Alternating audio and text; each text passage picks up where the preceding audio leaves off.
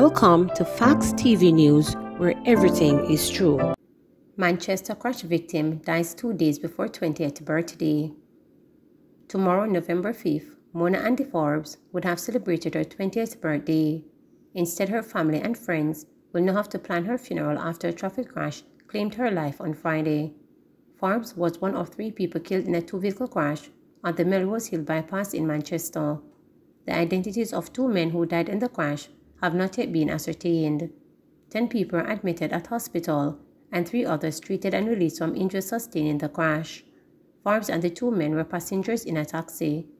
Police report that about 11 a.m., the taxi at Towish motor car was traveling up Melrose Hill bypass towards Mandeville when a collision occurred with a Hyundai H1 minibus going in the opposite direction.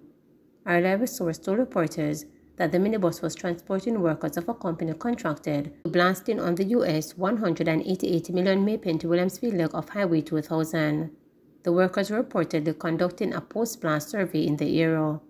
In May, traffic changes were made to the Melrose Hill bypass, which is being incorporated into the highway project to accommodate only westbound traffic. Eastbound traffic was diverted to the old Melrose Hill Road.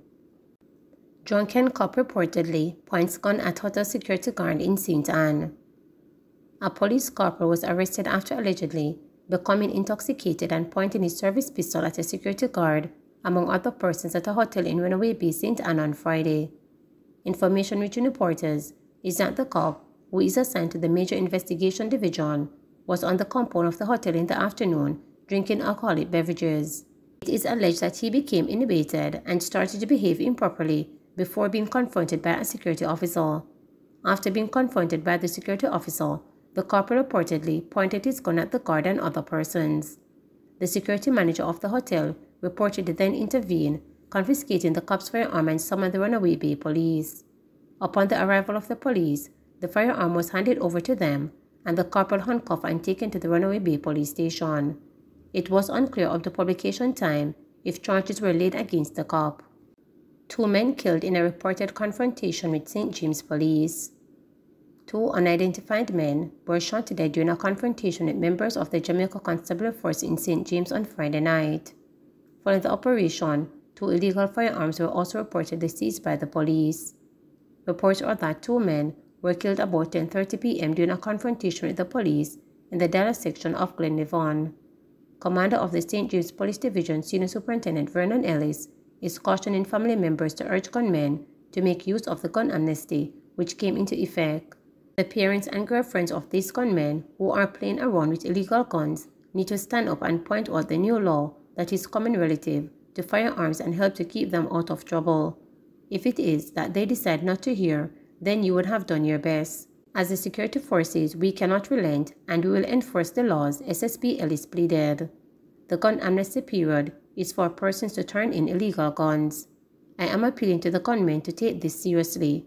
As the parish continues its push to reduce the incidence of serious and violent crimes through Operation Relentless 2, the security forces are stepping up the intelligence-driven operations aimed at targeting criminal suspects in the parish, with over 120 illegal guns recovered since the start of the year, he added.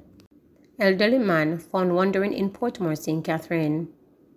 The Portmore police are seeking the public's assistance in reuniting an elderly man who gave his particulars as 75-year-old Alexander Williams of Greenwich Street in Kingston with his family. Williams was found wandering in Portmore, St. Catherine on Friday, November 4. Anyone who may be able to assist the police in reuniting this man with his relatives is asked to contact the Portmore police at 876-989-8422, Police 119 emergency number, or the nearest police station. Molly in St. Anne's schools spark alarm. Concerned by a spike in the number of students in St. Anne using illicit drugs, the National Council on Drug Abuse (NCDA) will be taking its latest messages to schools in the parish as of November 16. Molly, the mode-altering party pill, is among the drugs on their radar. There has been an increase since the COVID-19 pandemic. What we're seeing are a number of students, and since from September this school year, I have had more than 20, which is not normal, being referred from school across the parish for drug misuse, said Substance Abuse Officer for St. Anne, Nardia Henry. What we're seeing are the new emerging substances like the molly and the vaping and the edibles.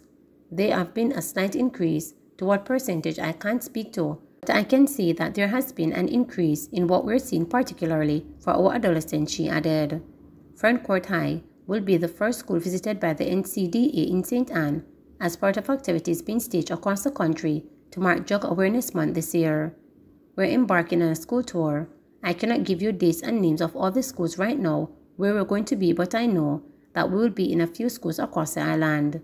We're going in for the day and will engage the students, she said. Sessions will focus on student behavior and conduct while discussing the wider issue of substance misuse. Discussions will include principals, guidance counselors, deans of discipline, just to be able to come up with strategies to mitigate against what we're seeing as it relates to the substances misuse and student conduct, said Henry. Government working to repatriate 34 Jamaican fishermen from Colombia. Minister of Foreign Affairs, Kamina Johnson-Simmet, says the government is working to repatriate 34 Jamaican fishermen in Colombia who were allegedly fishing in the country illegally. The men are reportedly from Old Harbour in St. Catherine. Speaking in the State of the National debate in the Senate, Mrs. Johnson-Simmet noted that there are 8 more people of other nationalities on the vessel. She said her ministry is in contact with Colombian authorities to finalize the process. Mr. President, there is now an active case involving 34 Jamaicans located in San Andres, Colombia, who were believed to be fishing illegally. There are 8 other persons on the vessels who are non-nationals of Jamaica, but who are claiming relationships to persons in Jamaica who are also on the same vessel. We have engaged with the owner of the vessels, and we are working with our embassy and our Colombian partners to process the crew for repatriation to Jamaica. We are hopeful of a positive result. Times have changed and countries have changed their laws. Illegal fishing is a major international issue. Vessels are seized. That's part of a judicial process. Crew is liable to be imprisoned. Again, a judicial process. They are not political processes in which governments can engage and on friendship. If a decision is taken to commence that process, it becomes very difficult. I want to call on our boat owners and operators and the captains of these vessels to fish responsibly in our waters. I also want to impress on boat owners the importance of insurance, not only for damage, but for loss and seizure, and more importantly, for the care and protection of their crew. It is not responsible to send people's children out on the high seas without consideration of the risk and the protection needed, and to simply, when they fall on distress, say, well, the government must.